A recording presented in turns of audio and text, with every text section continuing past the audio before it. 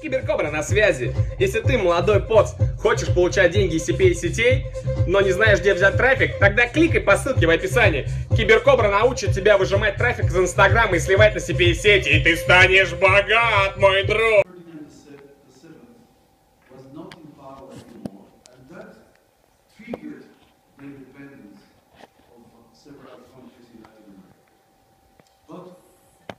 For me, one of the aspects of that part of the history which is very important is that Tsar Alexander I, in March 1810, months before the War of Independence started, he wrote, and unfortunately I don't have a copy with me because I have a copy of that letter.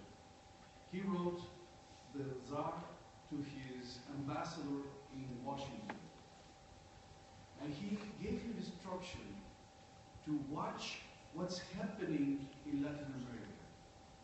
He said, I ask you to please observe what's happening in these countries in Latin America, because I'm pretty sure that these countries will soon become independent.